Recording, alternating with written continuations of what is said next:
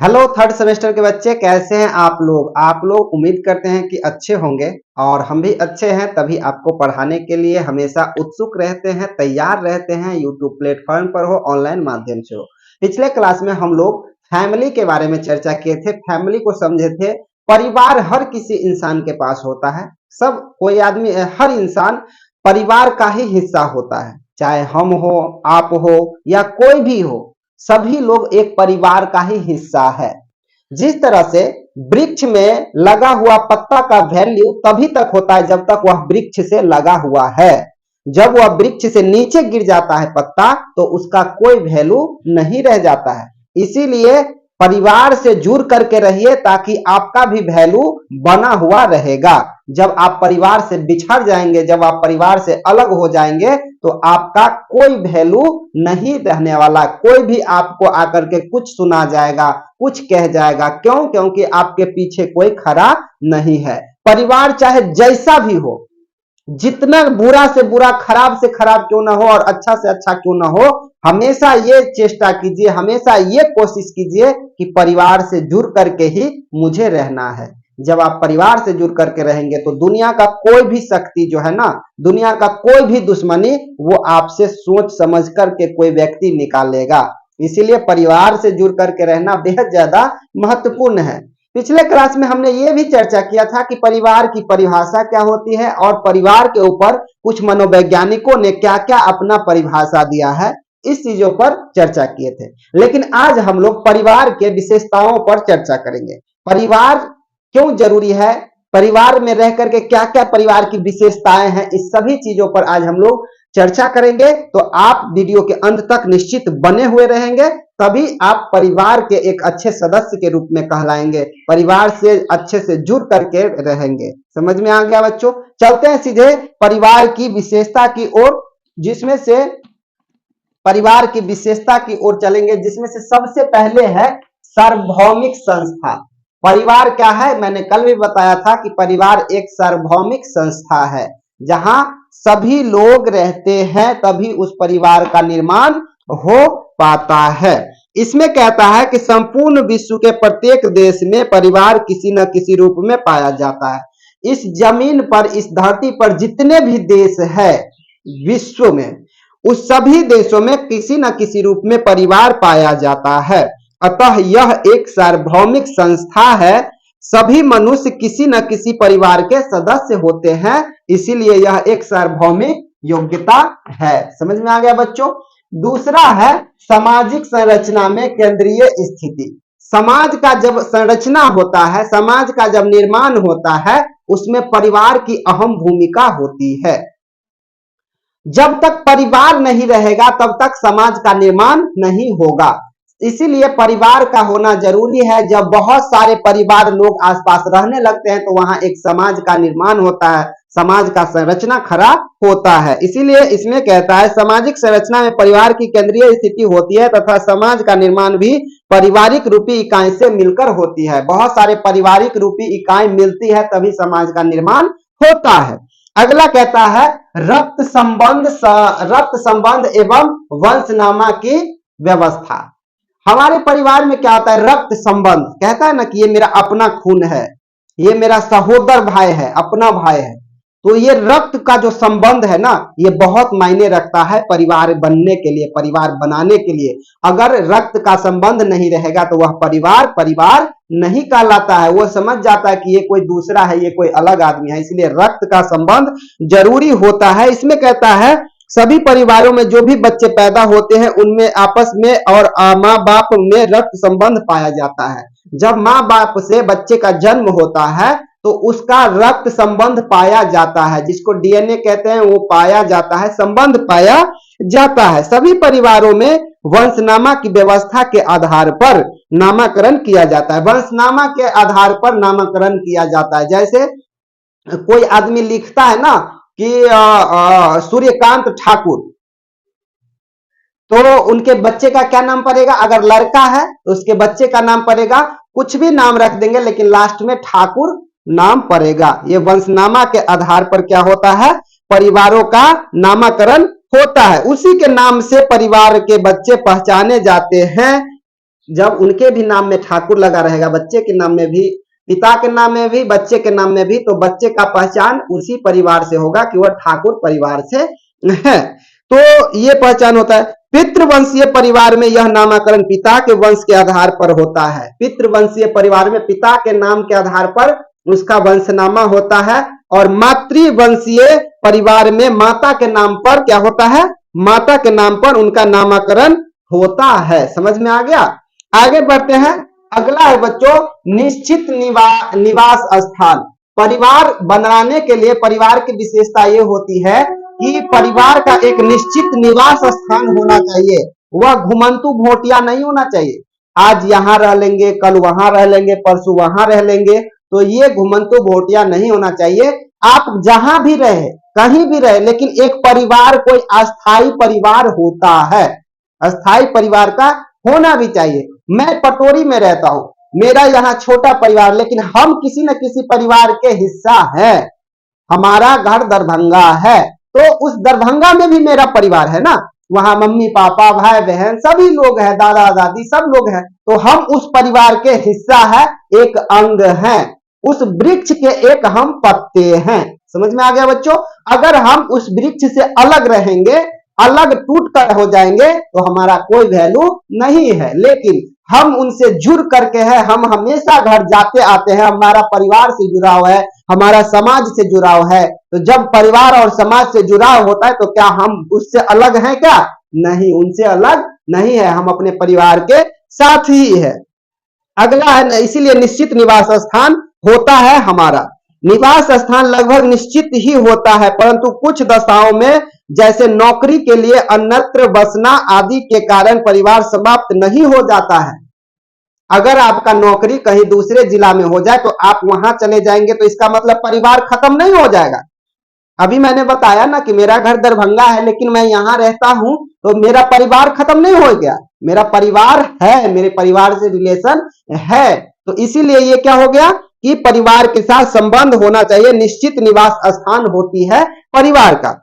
पांचवा है आर्थिक व्यवस्था। क्या है? आर्थिक व्यवस्था। आर्थिक व्यवस्था में कहता है परिवार के सदस्यों को भरण पोषण करने के लिए पारिवारिक में श्रम विभाजन होता है। परिवार में जब रहते हैं तो उसमें खर्चा होता है, घर चलाने के लिए, परिवार चलाने के लिए, तो उसमें श्रम की आवश्यकता होती है, वर्क की आवश्यकता होती है, ताकि पैसे आ सके। तो उसके लिए काम का विभाजन होता है, वर्कों का विभाजन होता है कि आप ये काम करेंगे, आप ये काम करेंगे, तब वहां से पैसा आएगा, तब हमारा घर परिवार चलेगा। तो विभाजन होता है। इसी विभाजन के फलस्वरूप विभिन्न सदस्यों को कई प्रकार की जिम्मेदारियां निभानी पड़ती है। परिवार में जितने भी सदस्य हैं सभी को अलग अलग प्रकार की जिम्मेदारियां निभानी पड़ती है, तभी हमारा घर परिवार चलेगा। इसी जिम्मेदारी के आधार पर उनकी परिवार में स्थितियां तय होती है। जब अच्छे परिवार चलने लगते हैं, सभी को जो काम दिया जाता है वो काम चलने लगता है, तो हमारा परिवार का अच्छा से भरण पोषण चलने लगता है और स्थिति तय होती है। पुरुष और महिला लैंगिक असमानता का जन्म इसी श्रम विभाजन के फलस्वरूप होता है। स्त्रियों को खाने पीने की व्यवस्था और घर का प्रबंधन का कार्य दिए जाने के कारण ही उनको घर की चार दीवारी में रहना पड़ता है। ये पहले की है व्यवस्था, जो स्त्रियों को चार दीवारी के अंदर रखा जाता था, लेकिन आज के स्त्री चार दीवारी के अंदर रहने वाले में से नहीं है, क्योंकि सभी जब पढ़ते लिखते हैं तो सभी को जॉब करना है, सभी को वर्क करना है, सभी को आजादी चाहिए। जब सभी जगह जाते हैं तो आजकल चार दीवारी में नहीं, वो आपके कपड़े धोने के लिए, आपके खाना बनाने के लिए, आपको देख रेख के लिए वो नहीं आए। उनका भी अपना जीवन है और वो भी आपके काम के साथ साथ वो अपना काम भी करती हैं। अगला है बच्चों पति पत्नी का संबंध। ये आर्थिक व्यवहार हो गया, आर्थिक व्यवस्था हो गया। उसके बाद है पति पत्नी का संबंध। पति पत्नी का संबंध कैसा? एक मधुर होना चाहिए, अटूट बंधन होना चाहिए, अटूट होना चाहिए। आजकल तो बहुत ज्यादा इसके बारे में बहुत नहीं बता सकता हूं, क्योंकि रिलेशनशिप में आजकल बहुत ज्यादा दरारें उत्पन्न हो रही है, जिसके कारण बहुत सारा डिवोर्स का चक्कर, कोर्ट का चक्कर, हस्बैंड वाइफ में जो अटूट बंधन के साथ साथ फेरे के साथ लिए रहते हैं, सपने सजोए रहते हैं, वो आदमी कोर्ट का चक्कर काटते रहते हैं। इसलिए पति पत्नी के साथ जो बीच का संबंध है वो अच्छे बना रहना चाहिए। इसमें कहता है पति पत्नी के बीच यौन संबंध ही परिवार का आधार होता है। अगर पति पत्नी है तो एक दूसरे से यौन संबंध बनाएंगे ही, वही परिवार का आधार है। अगर वह यौन संबंध पति पत्नी नहीं बनाएंगे तो उनका परिवार, उनका वंशज आगे नहीं बढ़ेगा, जिसके कारण से उनके परिवार का आगे भविष्य नहीं तय किया जाएगा। इसके बिना परिवार का कोई अस्तित्व ही नहीं होता है। अगर हम पति पत्नी के बीच यौन संबंध नहीं है तो इसके बीच कोई परिवार का अस्तित्व ही नहीं बचता है। वंश को आगे बढ़ाना परिवार का प्रमुख कार्य होता है। परिवार का क्या मुख्य कार्य होता है? वंश को आगे बढ़ाना। दोनों एक दूसरे के पूरक रूप में होते हैं। पति पत्नी एक दूसरे के पूरक होते हैं। क्यों? क्योंकि एक के बिना दूसरे को नहीं रह जाता है। दोनों एक साथ रहना चाहते हैं, लेकिन मजबूरी बस कई बार पति को दूर देश जाना पड़ता है कमाने खटाने के लिए, अपने घर परिवार चलाने के लिए, और महिलाएं को, पत्नी को घर में रह करके बच्चे का, सास ससुर का लालन पालन करना पड़ता है। किसी का भी योगदान कम या अधिक नहीं होता है, सभी का बराबर होता है। बल्कि कहा जाता है कि बच्चे बिना पुरुष के पैदा नहीं हो सकते, पर बिना महिला के वह बच्चा अच्छी तरह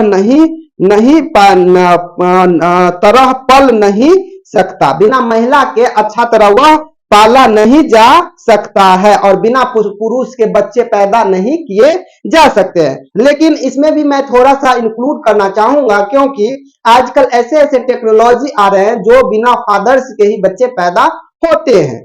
अगर आगे कहता है, इस आधार पर जैविक और मनोवैज्ञानिक के वह बच्चा अच्छी तरह पाल नहीं सकता है। इस आधार पर जैविक और मनोवैज्ञानिक रूप से विकास करने के लिए स्त्री का होना पुरुष की तुलना में ज्यादा जरूरी है। जब बच्चे जन्म लेते हैं, छोटे बच्चे, तो पुरुष की आवश्यकता कम होती है, महिलाएं की आवश्यकता, महिलाएं की भूमिका बच्चों को लालन पालन करने में ज्यादा होती है। इसीलिए पति पत्नी के जो बीच संबंध है वह परिवार निर्माण करने के लिए अहम भूमिका निभाती है। अगला है यौन संबंधों की स्वीकृति। क्या है बच्चों? यौन संबंधों की स्वीकृति। यौन संबंध जो बनाते हैं उसकी स्वीकृति कहां कहां है और किन किन के साथ है? विवाह के बाद यौन संबंध को समाज की स्वीकृति मिल जाती है।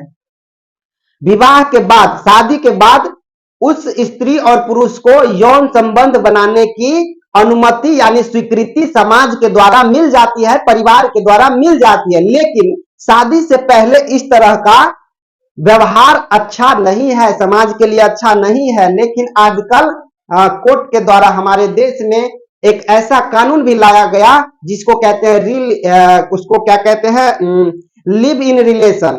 मतलब शादी से पहले भी आप लिव इन रिलेशन में रह सकते हैं, ये कानून आपको इजाजत देती है। लेकिन हमारा समाज इसको अभी भी नकारता है, नहीं मानता है, और इस तरह के घटना पकड़े जाने पर उसे दंडित भी समाज के द्वारा किया जाता है, जो उचित है। जब समाज स्वीकृति नहीं देता है शादी से पहले यौन संबंध बनाने की, तो आप बना कैसे सकते हैं? बिल्कुल नहीं बना सकते हैं। तो इसीलिए आप जो है शादी से पहले यौन संबंध नहीं बनाएंगे, और शादी के बाद यौन संबंध बनाने की स्वीकृति समाज और परिवार के द्वारा दिया जाता है, जिसके परिणाम स्वरूप संतानोत्पत्ति होती है, संतान की उत्पत्ति होती है। माता पिता तथा उसके पाल्य मिलकर एक परिवार का निर्माण करते हैं। माता पिता मिलकर के बच्चे का जन्म देते हैं, और घर में कई सारे लोग रहते हैं, सभी लोग मिलकर उसका लालन पालन करते हैं, तभी परिवार का निर्माण होता है। विवाह से पहले पुरुष और स्त्री यदि यौन संबंध बनाते भी हैं तो वह वैध नहीं माना जाता है। विवाह से पहले अगर स्त्री पुरुष यौन संबंध बनाते भी हैं तो उसे वैध नहीं माना जाता है, और यदि बच्चा भी पैदा हो जाए तो वह परिवार नहीं माना जाएगा। शादी से पहले यौन संबंध मनाना ये तो नहीं है, वैध नहीं माना जाता, लेकिन उसके बाद बच्चा भी हो जाता है तो उसको भी परिवार नहीं माना जाएगा, क्योंकि जब दोनों का घर ही नहीं है, दोनों एक जगह रहते ही नहीं है, तो वो बच्चे का परिवार कहां से मिल पाएगा? इसीलिए वह वैध नहीं है और परिवार नहीं माना जाता है। अगला है सामाजिक सुरक्षा। सामाजिक सुरक्षा क्या होता है कि जब हम परिवार में रहते हैं, समाज में रहते हैं, तो सामाजिक सुरक्षा की आवश्यकता होती है। परिवार के सभी सदस्य एक दूसरे को सामाजिक सुरक्षा भी प्रदान करते हैं। ये मेरा भाई है, ये मेरा पापा है, ये मेरी मम्मी है, ये मेरी बहन है, सभी एक दूसरे को परिवार में सुरक्षात्मक दृष्टिकोण से देखते हैं। सामाजिक सुरक्षा प्रदान करने में पुरुष महिलाओं की रक्षा करते हैं। सामाजिक सुरक्षा प्रदान करने में पुरुष महिलाओं की क्या करती है, रक्षा करती है और उन्हें समाज के अन्य लोगों से बचाते हैं। अपने परिवार में जो लोग रहते हैं, समाज में बहुत सारे ऐसे लोग हैं जो परिवार को दबाना चाहते हैं, परिवार को क्षति पहुंचाना चाहते हैं, तो उनसे पुरुष वर्ग से परिवार के बचाते हैं, उस वैसे समाज से। इसी सामाजिक सुरक्षा के कारण पुरुषों का वर्चस्व कायम हो गया है। इसी कारण से पुरुषों का वर्चस्व कायम है आज तक कि हम तुम्हारा सुरक्षा करते हैं, महिलाओं को कहते हैं, और स्त्रियों पुरुष पर निर्भर हो गई है। अगला है सभ्यता एवं संस्कृति का संवाहक। सभ्यता एवं संस्कृति का संवाहक, इसमें कहता है परिवार को सभ्यता और संस्कृति का संवाहक माना गया है। परिवार को क्या माना गया है, सभ्यता और संस्कृति का संवाहक माना गया है। इस भूमिका में स्त्री को ऊंचा स्थान दिया गया है और तरह तरह के अनुष्ठानों, व्रत, पूजा पाठ, संस्कार आदि के लिए स्त्रियों की उपस्थिति को स्वीकारा गया है। कहा गया है कि जिस पूजा पाठ संस्कृति में महिलाओं का हाथ नहीं होता, वह पूजा पाठ या यज्ञ सफल नहीं होता है। इसलिए सभ्यता एवं संस्कृति का संवाहक महिलाओं को माना जाता है। अगला है भावात्मक आधार। क्या है, भावात्मक आधार, इमोशनल बेसिस। परिवार के सदस्य आपस में पारस्परिक भावना रूप से संबंधे हुए होते हैं। आपस में एक दूसरे से बंधे हुए होते हैं, भावनात्मक रूप से बंधे हुए होते हैं कि ये मेरे पापा है, ये मेरे भैया है, मेरी माँ है, मेरी बहन है। इसी से भावनात्मक रूप से जुड़े हुए होते हैं, बंधे हुए होते हैं। माता पिता तथा उनके पाल्यों के मध्य त्याग व स्नेह की भावना पाई जाती है। जब बच्चे जन्म लेते हैं तो माता पिता का स्नेह और पालने वाले का स्नेह उससे जुड़ा हुआ होता है, जो पारिवारिक संगठन को सुदृढ़ बनाती है, अच्छा एक शेप देती है कि पारिवारिक संगठन को सुदृढ़ बनाने में परिवार प्रेम, यौन संबंध, दया, ममता, सहयोग आदि भावनाओं को एक महत्वपूर्ण आधार देता है। परिवार में क्या होता है, प्रेम होता है, यौन होता है, संबंध, दया, ममता, सहयोग, इस सभी से क्या होता है कि परिवार का निर्माण होता है और महत्वपूर्ण आधार माना गया है कि इसी के आधार पर परिवार का निर्माण होता है। जिस परिवार में प्रेम नहीं है, यौन नहीं है, संबंध नहीं है, दया नहीं है, ममता नहीं है, सहयोग एक दूसरे को नहीं है, वह परिवार नहीं कहलाता है। अगला कहता है सभी बच्चे परिवार से ही इन भावनाओं को सीखना आरंभ कर देता है। जब इस तरह का भावना होता है हमारे परिवार में, तो जो आने वाले बच्चे हैं जो जन्म लेते हैं वह भी उसी तरह से सीखने का प्रयास करता है। इसीलिए थॉर्नडाइक ने क्या कहा था, जेबी वाटसन ने कहा था कि आप मुझे 1 दर्जन बच्चे दे दीजिएगा तो मैं उसे व्यवहार के आधार पर सिखा दूंगा, क्योंकि परिवार में जैसा माहौल देंगे वैसा बच्चा बन जाएगा। तो परिवार में जो जो चीज आवश्यकताएं है वो चीज देंगे, बच्चे उसी तरह से बन जाएगा। तो ये हो गया।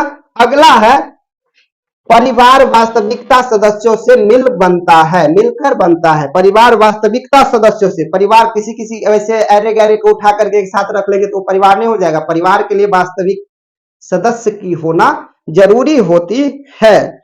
परिवार में अपने रक्त संबंध और शादीशुदा लोग ही शामिल होते हैं।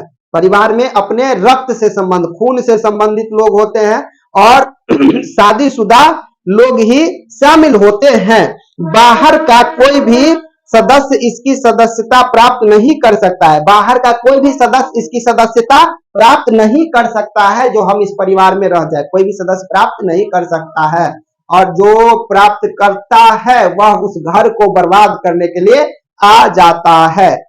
मैं कई बार एक मूवी देखा था जिसमें एक परिवार रहते हैं, उस परिवार में दूसरे एक रिलेशन के लोग आके रहने लगते हैं और उस परिवार में फूट डालो राज करो का शासन चलने लगता है। दोनों से उससे इसमें झगड़ा लगाओ, उससे इसमें झगड़ा लगाओ और उसमें बीच में ऐश मौज करो। तो ये परिवार का हिस्सा नहीं है तो उसे परिवार में रखना भी नहीं चाहिए। समझ में आ गया बच्चों। अगला कहता है कि अस्थाई प्राकृतिक।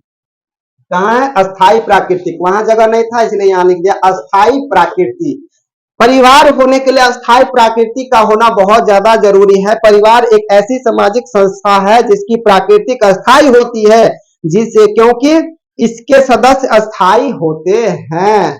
परिवार में जो लोग होते हैं वो अस्थायी होते हैं, और जब परिवार के लोग अस्थायी हो गए तो समाज में भी अस्थायी वह परिवार होगा, और तभी ये अस्थायी वातावरण होगा, ये अस्थायी प्राकृतिक होगा। तो उम्मीद करते हैं कि आप लोग यह परिवार की विशेषताएं अच्छे से समझ गए होंगे, और अगले क्लास में हम लोग इसी से जुड़े हुए, वैसे तो ये चौथा यूनिट चल रहा है, खत्म ही हो गया है ये डेवलपमेंटल साइकोलॉजी, लेकिन चौथा यूनिट में ये मैंने फैमिली चैप्टर शुरू किया है। तो ये फैमिली चैप्टर के बाद फिर से इसी परिवार में क्या पढ़ना है, परिवार के कुछ कार्य है, काम है, उसके बारे में हम लोग पढ़ेंगे। तब तक आप लोग पढ़ते रहिए, नोट्स बनाते रहिए, और जब कॉलेज खुले तो जो भी समस्या आपको इसमें पढ़ने में समझने में आ रही है, इस सभी समस्याओं का समाधान हम कॉलेज में करेंगे। तब तक पढ़िए, वीडियो देखिए, फिर से नोट्स बनाइए, फिर से वीडियो देखिए, फिर से नोट्स पढ़िए, और इसी सिलसिले में आपको तैयारी हो जाएगी।